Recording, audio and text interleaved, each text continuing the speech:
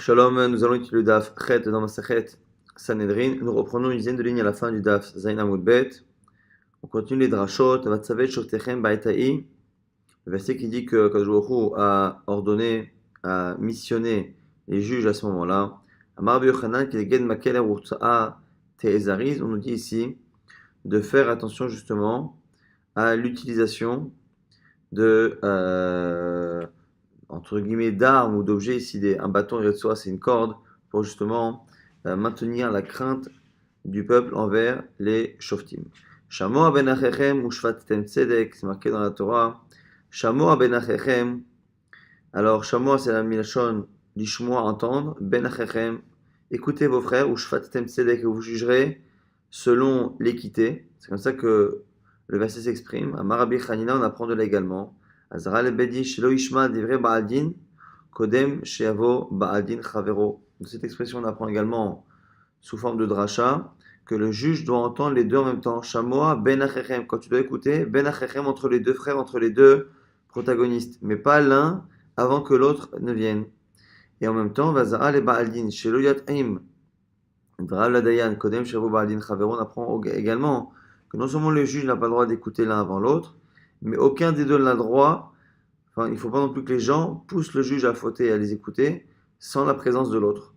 Pourquoi? Kari benami, shamea ben achechem. Parce que le shamoa ben achechem peut se lire, puisque les voyelles ne sont pas marquées dans la Torah, comme étant shamoa, celui qui écoute, ou shamea milachon, leashmia, se faire entendre. Et donc, ni le juge ne doit entendre l'un sans l'autre, ni un des deux ne doit se faire entendre par le juge sans la présence de l'autre. Rab Kana rapporte une autre source pour apprendre ce même interdit. Mi lotissa shemashav. Lotissa shemashav, lotasi shemashav. Lorsque la Torah nous dit de ne pas faire de faux témoignages, on apprend également que non seulement le juge ne doit pas tolérer un faux témoignage, ou ici une parole qui est vaine, c'est le fait d'écouter l'un sans que l'autre soit présent. C'est une manière finalement d'écouter un faux témoignage, en tout cas de fausser le témoignage. Et lotissa, on peut le lire également lotassi. Donc au lieu de dire que c'est le juge qui n'a pas le droit d'entendre ou d'accepter un témoignage, lotassi, c'est la personne qui n'a pas le droit elle-même de témoigner, de dire ce qu'elle pense, sans la présence d'une contradiction en face. Ou shfat tem tzedek, la suite du verset qui dit qu'il faudra juger avec équité, Amar Shakish, tzadek et adin, vacharkar, chatreu. On nous dit ici qu'il faut d'abord bien creuser, bien chercher dans sa tête. Le juge doit bien réfléchir pour savoir qui a raison, et à la fin simplement, chatreu, tu peux à ce moment-là trancher, c'est-à-dire qu'il ne faut pas se précipiter, il faut réellement prendre son temps. Ben ish ou ben achiv ou ben gero, amar aviuda, afilu ben ba'it la alia. C'est marqué là-bas dans le verset que on doit toujours juger donc avec équité, ben ish ou ben achiv, entre un homme et son frère, ou ben gero, même avec l'étranger qui est chez lui. Alors, le sens premier, c'est le sens qu'on vient de dire, c'est la traduction. Au niveau des drashot, pour contre un homme et son frère, ici on nous dit vraiment que le juge doit être précis dans ses jugements. Par exemple, deux frères qui héritent d'une maison avec Baïd Va'alia, c'est-à-dire un rez-de-chaussée et un premier étage, deux frères qui ont donc une part égale dans l'héritage du père. Le juge ne doit pas se précipiter et dire voilà, il y a deux étages, un pour l'un et l'autre pour l'autre. Il doit justement prendre le temps d'estimer réellement la valeur des deux biens. Et si finalement la valeur est un peu différente, à ce moment-là, il faudra faire de telle sorte à ce que les deux aient la même valeur, c'est-à-dire qu'on ne doit pas faire les choses de manière approximative. Ou ben Gero avec l'étranger. Raviuda, Philo ben Tanour, les Kiraim. Lui, ici, Raviuda dit qu'au niveau de la dracha, ça fait allusion non pas ici à deux biens immobiliers, mais à deux objets ici. Tanour et Kiraim, c'est deux types de fours. Donc, Tanour, c'est un four comme ça, en forme un peu conique. Kiraim, c'est comme une sorte de plaque sur laquelle on a deux feux possibles. Et Tanour et Kiraim, donc, ce sont deux systèmes de cuisson.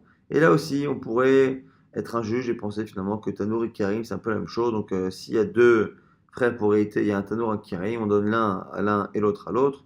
Et là aussi, on dit non, qu'il faut faire des nuances entre les valeurs des biens immobiliers et même entre les valeurs des biens immobiliers. C'est ça ici au Ben Gero. L'autre Akiru Banim Bamishpat, c'est marqué toujours dans les versets là-bas. Vous ne ferez pas de différence entre les personnes, Bamishpat dans la justice. On ne fera pas de préférence pour les uns ou pour les autres. Alors ici, Rabbi Yehuda nous dit, Lotakireu, si tu connais quelqu'un que tu l'aimes, Lotakiru, tu ne le connaîtras pas, tu ne le reconnaîtras pas, tu feras comme si tu ne le connaissais pas.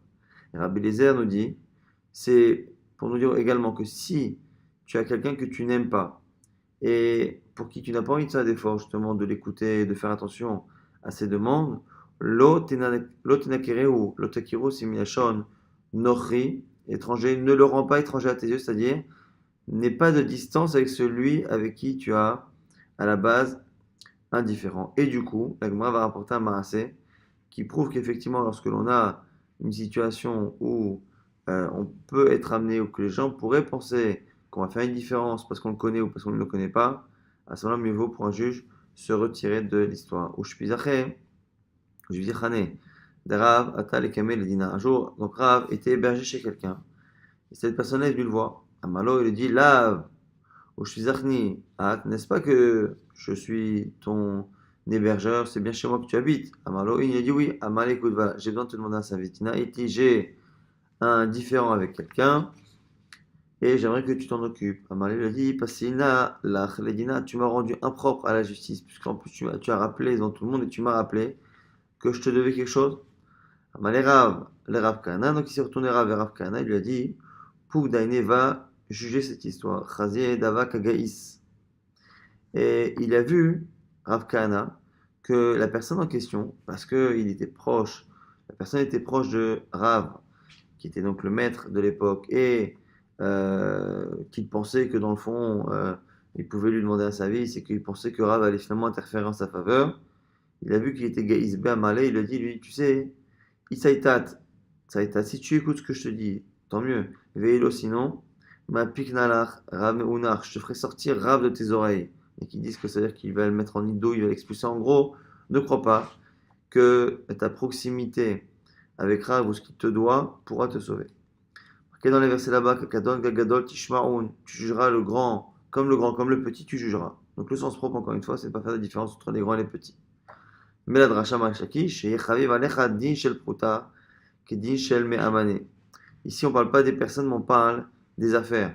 Tu jugeras de la même manière une affaire d'1 euro comme une affaire d'1 million d'euros. Il m'a dit, le mec, il m'a dit, à quoi ça sert de dire ça? C'est évident. Il est mal ou pshita. Si tu veux me dire qu'il faut être attentif à ne pas se tromper, appliquer la lacha dans une affaire d'1 euro comme une affaire d'1 million d'euros, c'est évident qu'il a pu penser à un moment donné que si la somme n'est pas importante, on peut tolérer une marge d'erreur. Et là, les Agdomé, non, la Gemara dit, c'est pas pour savoir comment on va chercher, comment on va creuser. C'est sûr qu'on creusera de la même manière. Simplement, c'est pour donner la priorité. Ne donne pas la priorité à une affaire d'1 million par rapport à une affaire d'1 euro. Celle qui est venue en premier sera jugée en premier. Toujours là-bas les versets, Lotaguru mi peneish, ne craignez pas les hommes, un homme, aucun homme. Amar Rabbi Hanan, Al tachnis varecha mi peneish. On avait vu, Al tachnis varecha, ne fais pas rentrer tes paroles devant personne, c'est-à-dire ne te retiens pas de donner ton avis dans certains cas. Et pourquoi c'était marqué là-bas? Qu'il y a Mishpat, l'Elohim, ou car la justice appartient à Dieu. Mais Rabbi Chanina, Amar Kadosh Baruch Hu, ici la dracha nous dit que c'est comme si Dieu disait que pourquoi on doit justement ne pas se tromper, ne pas retenir ce qu'on pense, ne pas retenir la vérité, parce que c'est divin. C'est comme si Dieu disait l'Odayan, l'Archaim, si Dayan, c'est pas un juge. Ça ne leur suffit pas, au Rechaim, au fauteur. Donc au juge qui faute, chez notre lim misé mamon, et notre lim lazé chez l'okadin, qu'en plus en se trompant déjà, ils vont prendre de l'argent chez quelqu'un qui ne doit pas le donner pour le donner à un autre. Et là, chez Matrechimoti et Achazir, et en plus il m'oblige moi, Kadosh Baruch Hu, à assumer et à rembourser les gens qui ont perdu de l'argent à cause de ce jugement. Donc comme la justice est divine, Hachem est entre guillemets obligé de rendre l'argent lorsque le juge qui était représentant de Dieu n'a pas finalement bien tranché la lacha. Après là-bas c'est marqué que Moshe Rabbeinu leur a dit voilà vous allez juger. Et la chose qui sera difficile, takrivun elai ou shmartiv, vous l'approcherez à moi et je la ferai connaître. Donc en gros, si vous avez un souci un peu complexe, venez me voir. Et là, ici, la Gemara, Rabbi Chanina dit que ici il y a une erreur de Moshe Rabbeinu, une sorte d'orgueil. Amar Rabbi Chanina ve'item Rabbi Yoshia, qui dit Rabbi Yoshia qui a dit à la Varzen et Nash Moshe. cause de ça, Moshe Rabbeinu a été puni, Shneimar, comme c'est marqué, Vakrem Moshe et Mishpatan Lifnei Hashem. Lorsque les filles de Tselophrad ont demandé à avoir un héritage en tant que fille, Moshe Rabbeinu n'a pas su répondre, il a demandé à Kadosh Baruch Hu, il était obligé de dire qu'il a demandé à Kadosh Baruch Hu, et la lacha est venue d'Akadosh Baruch Hu, mais grâce finalement à la question des filles de Tselophrad, et Moshe n'a pas finalement participé tant que ça à cette halakha-là, la découverte de cette halakha, et donc du coup, nous dit Rabbi Chanina, c'est la punition, justement parce qu'à un moment donné, au lieu de dire, si vous avez un problème complexe, je demanderai à Dieu, il a dit, vous me demanderez. Et donc du coup, c'est pour ça qu'il a été exclu de cette histoire. Il y en a qui ne sont pas d'accord, Matkif là, Rav Nachman bar Yitzhak, qui dit, Miktiv Hashmiachem, ou Shmarti Ktiv. Il n'y a pas marqué que si vous ne savez pas, si c'est trop compliqué, je vous enseignerai. Ou Shmarti, on a l'impression plutôt que, et je l'entendrai. Sous-entendu, que I Gamirna, Gamirna, Iloazina, Gavigamina. Si je le sais, je vous le dis, mais si je ne le sais pas, j'irai demander à Dieu d'écouter. Donc on a l'impression, nous dira Nachman bar Yitzhak, qu'il n'y a aucune Gaava ici dedans. Au contraire, il y a même une allusion au fait qu'il devra peut-être encore réécouter la parole divine pour avoir la réponse. Alors pourquoi finalement Moshe Rabbeinu n'a pas eu le mérite que la paracha des Bnot Tselofra, de l'héritage des filles, vienne à travers lui? Et là, Kedetania, comme c'est marqué dans la Braïta. Reouya, parasha Nechalot, Shtikatev, Alede Moshe Rabbeinu. La paracha qui parle des héritages des filles aurait dû être écrite par Moshe Rabbeinu. Là, Shezachou Bnot Tselofra, mais ici, il y a un mérite des Bnot Tselofra qui était Tzadkaniot, qu'on a vu récemment, Tzadkaniot, Rachmaniot, Arshaniot. Et donc, du coup, c'est grâce à elle que ça a été écrit. Il y a la paracha de Mikoshesh, et Tikatev, Alede Moshe Rabbeinu, pas la paracha qui nous dit quelle est la gravité de celui qui Mechalel Shabbat et comment il sera mis à mort. Et là, j'ai travaillé Mekoshesh. Pourquoi finalement ça n'a pas été donné à Moshe Rabbeinu? Parce qu'il y a eu quelqu'un qui a transgressé Shabbat, qui a ramassé du bois pendant Shabbat, et donc on a écrit la sanction à travers son histoire. Pourquoi tout cela? Il la mettra pour t'apprendre chez Megalgelim, Chova Alide Chayav, Usrut Alide Zakai. Que finalement, lorsqu'il y a une récompense à donner, ou lorsqu'il y a une punition à donner, Hachem fait souvent en sorte que ce soit quelqu'un de fautif qui amène finalement la halakha de la sanction et qui nous l'apprend, et que c'est quelqu'un qui a un comportement louable qui justement nous apprend la récompense des filles de pouvoir avoir une part dans l'héritage de leur père. On reprend toujours les versets, c'est marqué là-bas, Ktiv vatsavet shoftechem ba'etai, que il a ordonné, il a nommé ou ordonné les shoftim, les juges. Et c'est marqué par ailleurs, vatsavet etrem ba'etai, que finalement il y a aussi également au Israël, qui leur a donné des ordres à eux. Et par rapport aux shoftim. Donc du coup, l'Agma se demande finalement, qui a une mitzvah par rapport à l'autre? Est-ce que c'est les juges qui ont une mitzvah de comportement par rapport au peuple, ou l'inverse? Amarabi Lazar, Amarabi Salmaï. L'Agma nous dit les deux. Le deuxième verset vient nous dire que il faut prévenir le peuple et lui dire qu'il doit craindre ses juges. Mais d'un côté, il y a aussi un ordre pour le juge de supporter le peuple. Adkama, combien il doit supporter? Amarabi Hanan, Veitema Rabbi Shabtai, Ka'asha Isa Ome, comme ce qu'a dit là-bas Moshe Rabbeinu, en disant finalement que Hachem lui demande de quoi? Lui demande de supporter le peuple comme un père qui supporte son enfant nourrisson qui encore prend le lait de sa maman, c'est-à-dire vraiment un bébé qui a besoin de tout et à qui on ne peut rien demander. C'est ça qui doit être l'objectif pour un dirigeant et ici pour un dayan. Tiv kiata tavo urtiv kiata tavi. On a un verset qui parle justement au sujet de Yosha Binun, où Moshe Rabbeinu lui dit une première fois, car deux fois tu vas amener le peuple. Mais une fois c'est marqué tavo, et une fois c'est marqué tavi. Tavo normalement c'est aller, venir. Et ici tavi c'est amener quelqu'un. Et l'Agmara a l'air de penser qu'en tant qu'il y a ta tavo, tu vas venir avec le peuple. On a l'impression que Yosha Binun n'est pas le dirigeant unique. Et qui a ta vie, on a l'impression qu'il est dirigeant unique. Donc la Gemara nous dit quoi? Amar Rabbi Yochanan, Amar lo Moshe Yoshua, Yosha Rabbeinu dit à Yoshua, Atav zekenim shebador imecha. Lorsque je dis que tu es en Israël et que tu ne seras pas tout seul, c'est que tu dois toujours prendre les conseils des sages avant de prendre une décision. Tu n'es pas seul à décider.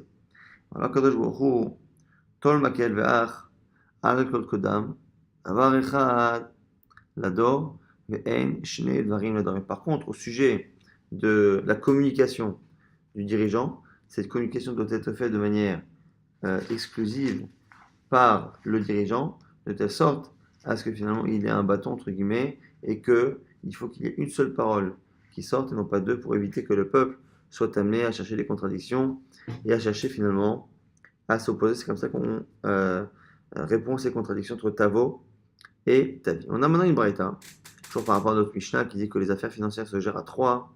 T'en as une braïta qui dit Zimoun bishlosha. Zimoun, c'est Shosha. C'est quoi Zimoun?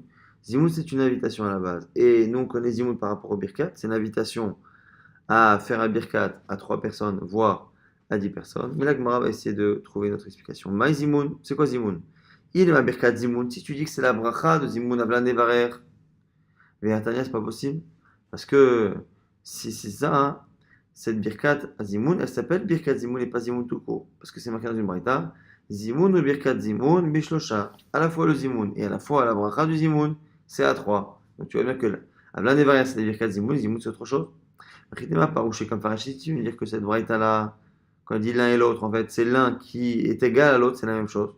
Le Zimoun qui est Birkat Abayit, c'est Bishlosha.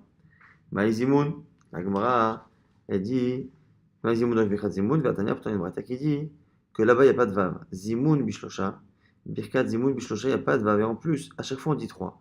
Le Zimoun c'est 3, et Birkat Zimoun c'est 3. Et là ici, le fait qu'il n'y ait pas vav pour coordonner et lier les deux, et en plus, qu'il y ait marqué à chaque fois Ashlosha, à 3 et à 3, ça donne l'impression vraiment qu'on a essayé à faire à deux choses différentes. Et là, Maï Zimoun, la Gemara dit c'est quoi Zimoun?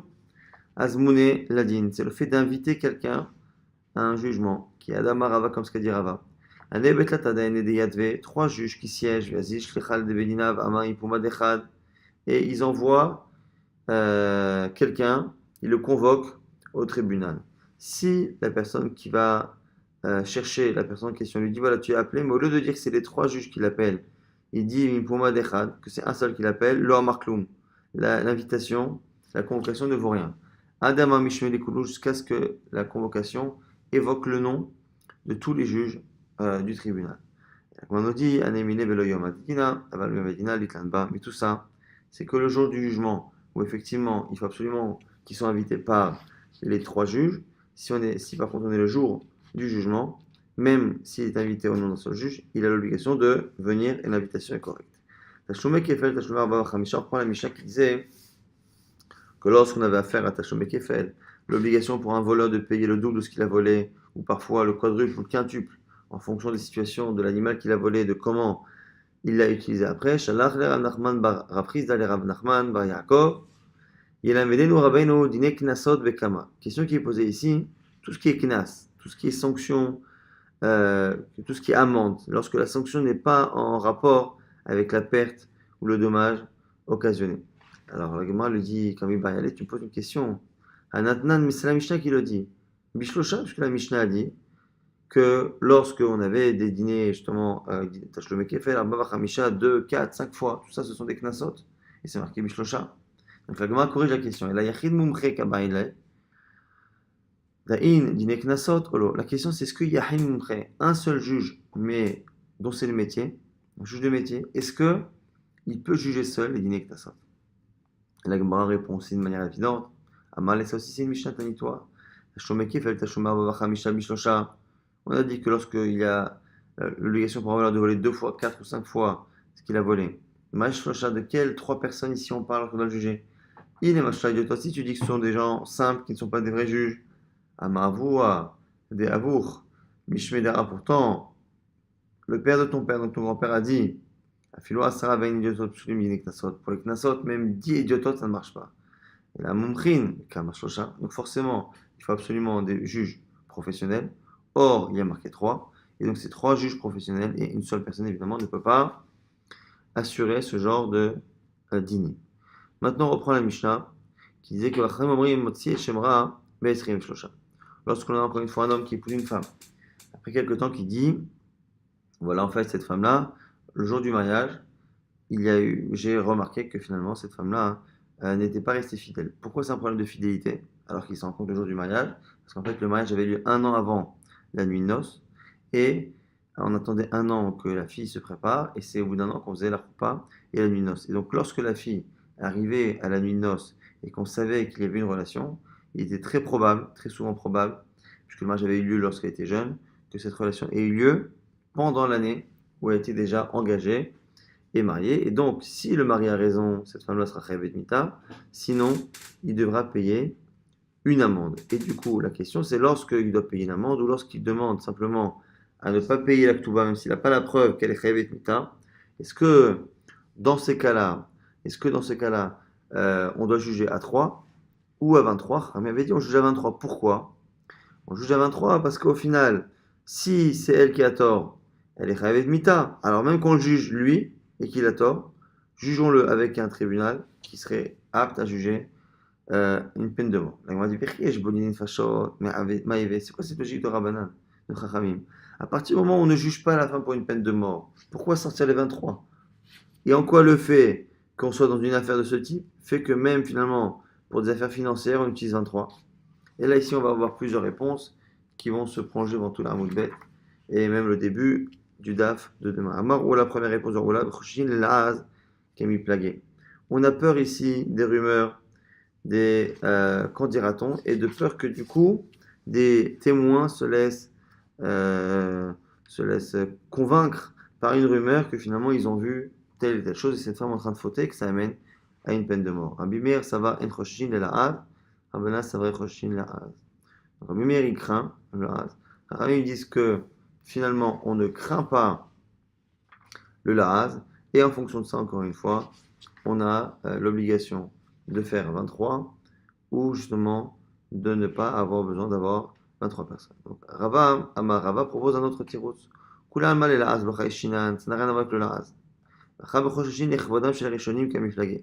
C'est un cas particulier, nous dit Rava, et dans un cas particulier où on a peur du coup que le fait de ne pas utiliser les 23, on a peur que ce soit un problème de kavod. Pourquoi? Quelle est l'histoire? On amène 23 juges pour juger cette affaire parce que le mari nous dit qu'il a des preuves, des témoins que la femme l'a trompé et donc elle est chayavet mita. Finalement, Veivado, et au final, ça s'est pas passé, donc les juges ont commencé à se disperser. Et à ce moment-là, le mari leur a dit revenez au moins pour faire justement dîner mamonot pour me juger à 3. Il y en a qui disent que comme ils ont été convoqués à 23, le fait de les faire revenir siéger à 3 parmi les 23, c'est un manque de kavod, donc il faut rester à 23. Et l'autre il dit pas du tout, il n'y a pas de ce rachach là. Donc c'est la deuxième proposition de la Gemara. La Gemara va revenir sur la première. La première, justement, qui était celle de Roula, et de dire finalement que l'on craint le la'az. On a peur finalement que des témoins puissent être amenés justement à être perturbés par des rumeurs qui ont été dites, et donc du coup on préfère avoir un bedin de 23. Alors on objecte métivé. Chachamim Omri, c'est marqué dans une braïta que Chachamim pense que Tevaro Mamon Bishlosha, Tevaro Nefashah Odvesim Shosha, que si le mari demande de l'argent, c'est-à-dire il demande à ne pas payer la ktouva, il ne veut pas que sa femme soit mise à mort, il dit simplement écoutez-moi, croyez-moi qu'elle m'a trompé, je ne veux pas payer la ktouba. Ça, à ce moment-là, Bishlosha, il faudra 3 juges seulement. C'est pas autre chose. Si par contre il veut la peine de mort, il dit que vraiment il a des preuves et tout, il faut 23. Bish la Malerava, il lui a dit selon le deuxième tirou, sa deuxième explication, je comprends. C'est vraiment moment techila bishlosha, c'est vraiment nefashot techila, le moment basem shosha. Comment faudrait comprendre? Si dès le départ il a demandé que de l'argent, il faudra 3. Et s'il a demandé la peine de mort, mais au début, mais même si aujourd'hui il ne la demande plus, parce qu'il n'a plus finalement les témoins, Vesrim Shosha, il faudra 23. Et là, les Roula, mais pour Roula ici, ça a l'air d'être problématique, parce qu'ici on a vraiment l'impression qu'on fait une distinction entre la même affaire, s'il demande de l'argent, s'il demande des nefashot. Or, selon Roula, c'est tout le temps comme ça. Même quand il demande du mammon, on a peur qu'à cause d'une rumeur, il y ait des témoins qui disent quelque chose, et donc du coup on préfère avoir un bedin de 23. Alors la Gemara nous dit que Rava, qui a la deuxième explication et qui n'a pas la question contre lui, va répondre pour Oula. Donc il répond pour celui avec qui il n'était pas d'accord. Ani vari shebachabura, moi et le lion qu'il y a dans cette assemblée, donc c'est Rabbi Chia bar Avin en général. Targim la Gemara dit Umanu, c'est qui? C'est Rabbi Chia bar Avin. Achavem askina, de quoi parle-t-on ici? Shevi bar Aledim. C'est un cas où le témoin a amené, le mari a amené des témoins chez Zinta qui a fauté. Vevia avadim vezimum le'edeh habaal. Et le père a amené après des témoins qui ont rendu les premiers témoins impropres, c'est-à-dire qu'ils ont prouvé, attesté que les deux premiers témoins avaient vraiment inventé ça de toutes pièces. Balik bot mamon mi baal. Si maintenant le père vient réclamer de l'argent au fils, bishlosha, il faudra 3. Comme les fachot, et dans le cas où ici c'est un problème de nefashot, ber isrim, bishlosha. Et donc c'est comme ça que Rava explique la distinction qu'il y a dans la Braïta, selon encore une fois la lecture de Roula, qui lui dit que de manière générale on craignait justement le laraz. Là ici on parle lorsque le père veut réclamer, à ce moment-là on le fera à 3. Mais lorsque c'est le mari, effectivement quand c'est le mari qui réclame, comme on peut passer de l'un à l'autre avec une rumeur, on demandera toujours un bedin de 23. Maintenant la Gemara donne une troisième explication à ce din-là de 23, cette marloquette entre Chachamim et Tanakama. Abaye Amar, Dekula Alma Chashen le Laaz, Shum Kvodan Shel Rishonim. Lui dit que tout le monde est d'accord, que l'on craint finalement le Laaz, la rumeur, Shum Kvodan Shel Rishonim, mais qu'on craint également le Kavod des Rishonim. Ici, de quoi parle-t-on? Quel est le sujet de marloquette? Kevan de Atrouba Stam, c'est parce que ici, on a un cas où on a fait une atra à la femme, c'est-à-dire que pour mettre à mort quelqu'un, il faut toujours que deux témoins, avant que la personne agisse, préviennent la personne qu'elle va faire tel interdit et qu'elle est passible de telle sanction. Et ici, simplement, on l'a prévenu qu'elle serait mise à mort, mais on ne lui a pas parlé de la mort, on ne lui a pas dit quel type de mise à mort. Et ici, c'est lapidation. Ve'ai tanahu, c'est marqué Tanaï de Tanya, Ush'a kol chayve mitot shebatorah memetin otam ela ba'eda ve'edim ve'atra. On dit là-bas Tanakama que personne ne peut être mis à mort dans la Torah, sauf si finalement il y a un bedin, Aïda c'est un bedin de 23, des témoins qui ont vu, ve'atra des témoins qui ont prévenu, ve'at she'odi'o she'uchayev mita bevedin, il faut même prévenir que c'est interdit et que c'est passible de la peine de mort. Mais sans préciser quelle mise à mort. Rabbi Yehuda va plus loin, Omer, il faut même aller jusqu'à dire quelle est la mort. Si on s'est trompé en disant tu vas mourir de telle peine de mort et pas de celle-ci, et que c'est faux, finalement, la personne n'a pas reçu d'atra. Et c'est le cas ici. On a précisé la mort, mais pas laquelle. Et donc c'est pour ça que certains disent qu'elle sera jugée par un tribunal de mise à mort de 23 et l'autre par un tribunal de 3. Ici, on a une quatrième explication qui sera la dernière de ce daf, Rav Papa Amar. Ici, on parle d'une femme qui est chachama, qui a beaucoup de connaissances. Et c'est lié à une autre marloquette qui est miplagée, Beplukta de Rabbi aussi, Bar Yehuda et Rabbanan, c'est une marloquette de Rabbi aussi et Rabbanan, d'Etania. Rabbi aussi, Bar Yehuda Amer, Chaven Sayechatra, Rabbi aussi, le fils de Rabbi Yehuda, nous dit qu'un Talmid Chacham, quelqu'un qui connaît bien la halakha, n'a pas besoin d'être prévenu avant la faute. Les fiches Shelon Nitna Atra, elle a la frine, les misides, car dans le fond, la Atra n'a été rendu obligatoire par la Torah que pour faire la distinction entre une faute volontaire et involontaire et pour donner vraiment les prémices de connaissance à la personne qui est en train de s'apprêter à fauter. Mais lorsqu'on a affaire à des gens qui connaissent bien la Torah et les distinctions entre ce qui est Asur, Darabanan, Deoraita, Shogeg, Mézid, volontaire, involontaire, à ce moment-là, il n'y a pas besoin d'atra. Et donc, c'est pour ça que pour la femme, il n'y aurait pas besoin d'atra. Donc, ce sera un cas où il n'y a pas d'atra. Selon un avis dans la Gemara, dans la Mishnah, il faudrait les juger avec une peine de mort, donc il faudrait 23. Et selon l'autre, comme il n'y a pas eu d'atra du tout, même si elle est chachama, si elle est pleine de connaissances, on ne pourra pas appliquer la peine de mort, donc il faudra un tribunal de 3.